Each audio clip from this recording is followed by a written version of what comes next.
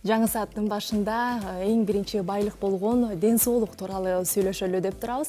Ал үчүн биз куттуу студиябызга медицина илимдеринин доктору, врач-офтальмолог Мехмет Чакмак бейди бүгүн биз студиябызга чакырып отурабыз. Ошондой эле жанында котормочусу Индира Жошова. Ташева. Саламатсыздарбы? Кош келдиңиздер. Жакшы, саламатсыз. Айтыңыздарчы, бул негизи врач-офтальмолог деп бул көзгө тиешелүү бүт ошол нерсени караган врачтарды айтабыз да. Анан бул нерсени кайсыл учурда, качан башталды? Негизи эле ошол бала чактан бери баштасынчы, качан кыялдарына келди эле офтальмолог боло же андай бул ойдо жок беле деген сыяктуу, качан иштеп баштады деген сыяктуу ошол тууралуу жалпылап айтып берсеңиздер. Göz doktoru diye biz göze ilgili hastaları bakan doktorları diyoruz. Yani göz doktor olmak isteği sizde ne zaman başladı? Çocukluğunuzdan beri o hayalinizi anlatabilir misiniz? Vallahi ben daha çok tabii tıp fakültesinde okurken karar verdim. O zaman için Türkiye'de çok az göz doktoru vardı. Yani göz doktoru, çok fazla göz hastası vardı ve göz doktoru da yetmiyordu. Branş olarak da çok hoşuma gitti. Bir de hep küçüklüğümde ben, şimdi bu geçenlerde de konuştuk, onu duyardım. Yani bizim köyde yani annemin dedeleri gidip başka şehirlerde katarak ameliyatı yaparlarmış. Onu çok merak ediyordum. Yani çok hiç bilinmeyen bir şey. Bunu nasıl yapıyorlar diye. Ama böyle çok eski metotla yani insanların kataraklarını gözün arkasına atarlarmış. O çok ilgimi çekiyordu. Küçüklüğümde beni en çok o etkilemişti. Tıp fakültesinde de şey yapınca bu çok fazla göz hastası vardı. Çok az göz doktoru vardı Türkiye'de ve ben göz doktoru olmaya karar verdim. Men göz doktoru bolууну ошо медицина факультетинде окуп жүргөндө карар бердим болууну. Анан биз кичинекейибизде апамдын чоң аталары эски методдор менен башка шаарларга барып катарактага операциялар жасайт экен эле. Алар эски метод менен жанакы хрусталикти артка жылдырып коет экен да. Ошол мен аябай кызыктым ошого. Анан медицинага келгенде, медицина факультетинде окуп жүргөнүмдө аябай көз оорулары көп эле, бирок көз именно офтальмологдор аз болчу. Ошон үчүн мен жанакы кичинекейимден эле билип кызыгып жүргөнүм үчүн мен офтальмолог болууну чечтим. Мехмет мырзанын өмүр таржымалын бир сыйра окуп чыктым, абдан кызыктуу экен. Ошондой эле бизче тып факультети деп атпайбы, медицина факультетин Истанбул университетин аяктаптыр. Андан соң эле Анкарада иштептирсиз. Анан ал эми Кыргызстанга келип ушундай медициналык борбор ачуу идеясы эмнеден улам жаралды? Siz hakkında okudum. Siz İstanbul Üniversitesi'nde okumuşsunuz. Ondan sonra Ankara'da çalışmışsınız. İstanbul'da daha çok çalıştım. Çalışmışsınız. Size aklınız yani Kırgızistan'a gelip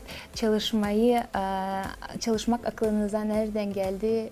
Bir de ne sebep oldu? Evet. Ben kongrede bazı Kırgızistanlı doktor arkadaşlarla tanışmıştım. Hep de merak ediyordum bütün Orta Asya'da hemen bütün Türkiye Cumhuriyetleri gezmiştim. Sadece bir Kırgızistan'ı görmemiştim. İşte 2016 yılında kongrede tanıştığım göz doktorlar işte davet ettiler, hocam böyle gelin diye. Bir gelip baktım Kırgızistan'a. Yani şey olarak, ülke olarak çok hoşuma gitti gerçekten. Yani çok güzel, yeşil bir şehir. İnsanlara böyle çok içten, samimi, çok misafirperver. Ondan sonra buradaki doktorlar da gördüğümüz yeni genç doktorlar olsun, eski Sovyetler Birliği'nde eğitim alan doktorlar olsun. Çok bilgili doktorlar. Sadece işte biraz da teknoloji olarak göz bilimi çok hızlı ilerliyor teknolojide. Yani her yıl yeni cihazlar çıkıyor. Bundan dolayı biraz eksikler vardı ama yani hem çok istekli doktorlardı hem çok bilgili doktor arkadaşlarımız da var. Ben sadece Kırgızistan'da retina ve yeni doğan çocukların retinalarının hastalıklarının tedavisinin eksik olduğunu gördüm. Bundan dolayı çok büyük, hemen hemen hepsi yurt dışına gidiyordu. Ya Rusya'ya gidiyordu ya Almanya'ya gidiyordu. Burada böyle bir ihtiyaç olduğunu düşündüm ve böyle bir klinik açarak en azından bu ihtiyacı doldurmak, bu boşluğu doldurmayı düşündüm.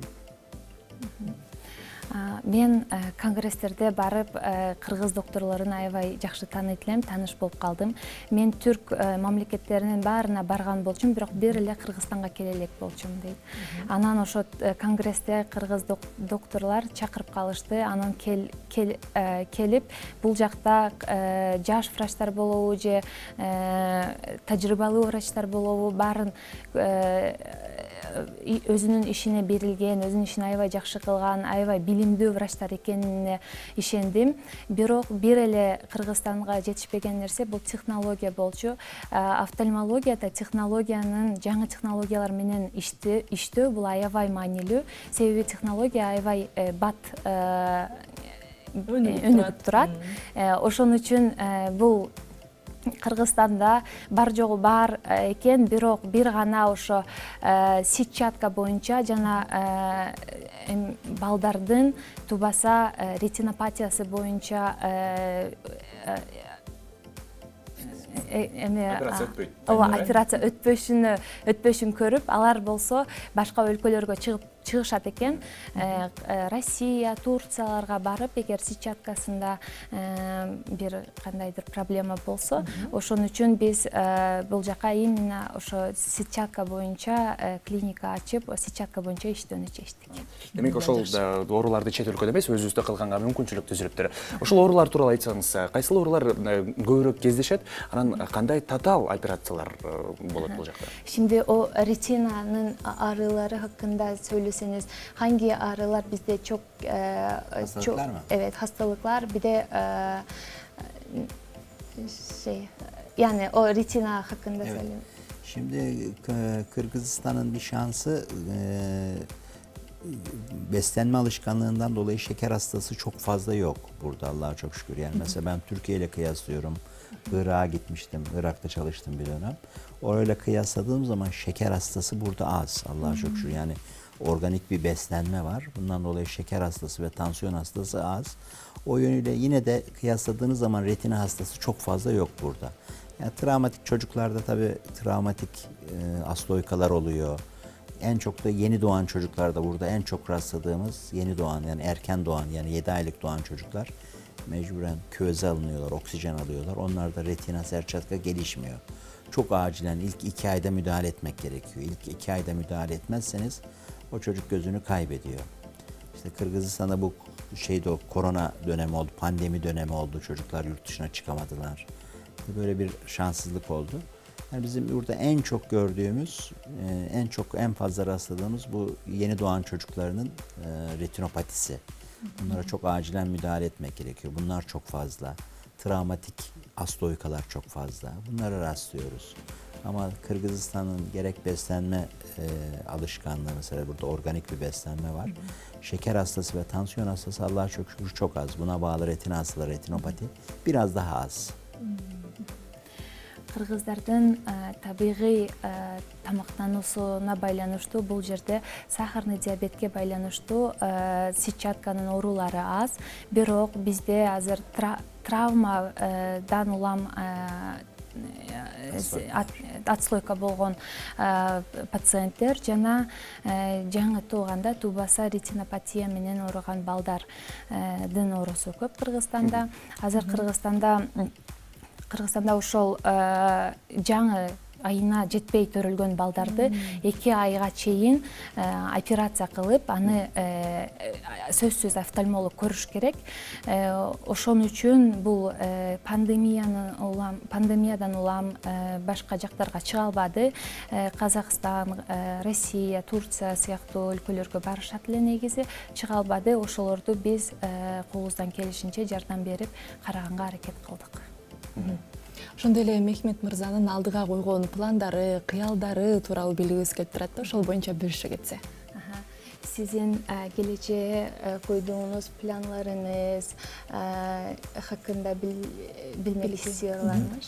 Şimdi tabii burada biz sadece hastalara yardımcı olmanın dışında bazı hekim arkadaşlara da yardımcı olmak istiyoruz. Türkiye'de tanınmış böyle mesela kasaglazya boyunca, yine bu retinopati boyunca çok tanınmış profesör arkadaşlarımız var. Onları zaman zaman her ay sırayla buraya davet ediyoruz.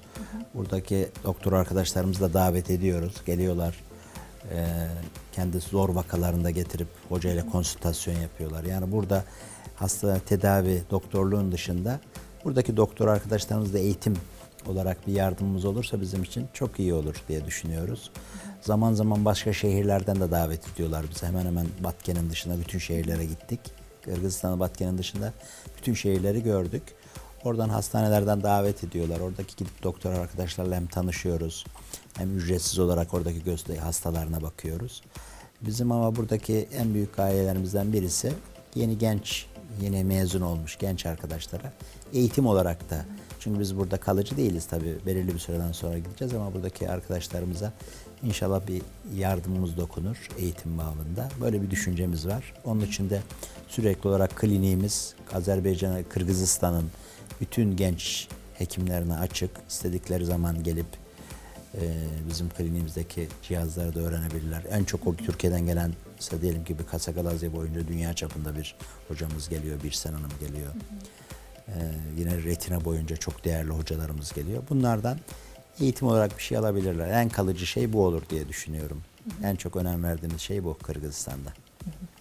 Биздин негизи пландарыбыз бир гана жанакы больнойлорго жардам берүү эле эмес, ошол врачтарга дагы, Кыргызстандагы жаш врачтарга дагы, тажрыйбалуу врачтарга дагы жардамыбыз тийсе деп жатабыз. Себеби биз бул жерде көп калбайбыз. Ошон үчүн жанакы потенциалдуу жаштар келсе, биз үйрөтүп, ошо билим жагынан да жардам берели деп турабыз.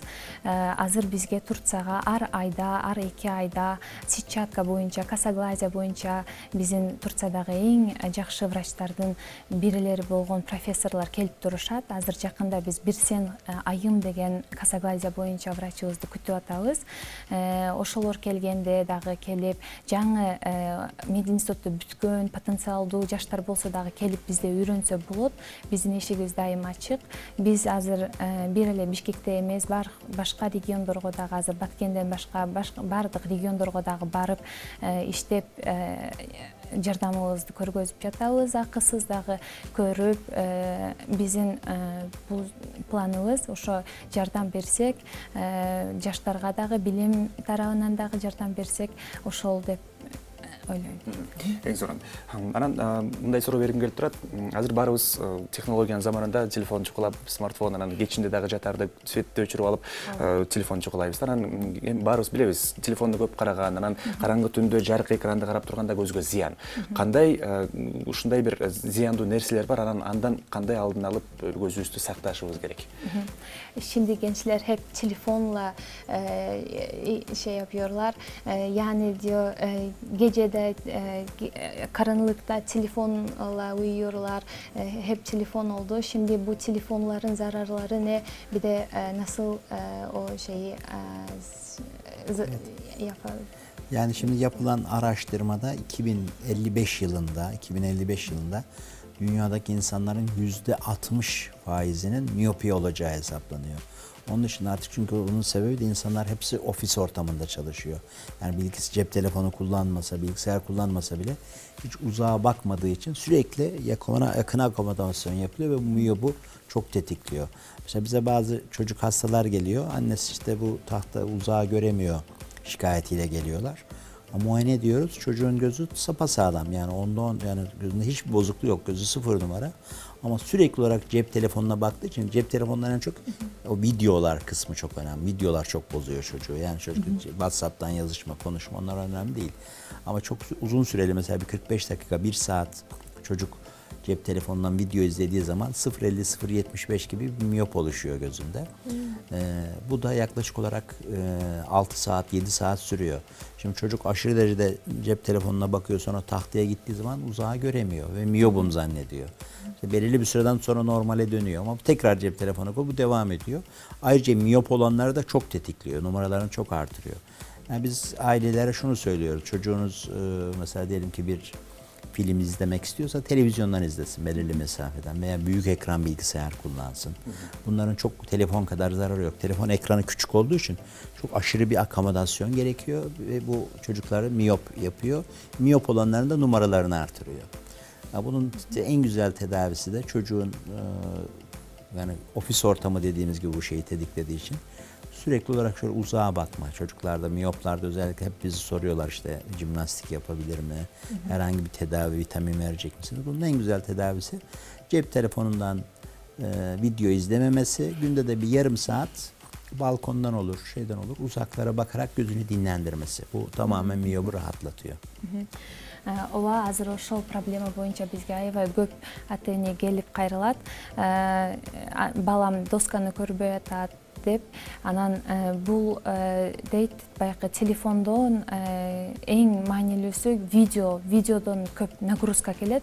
Жанагы жакын аккомодацияны аябай оор аккомодация болот көз үчүн дейт.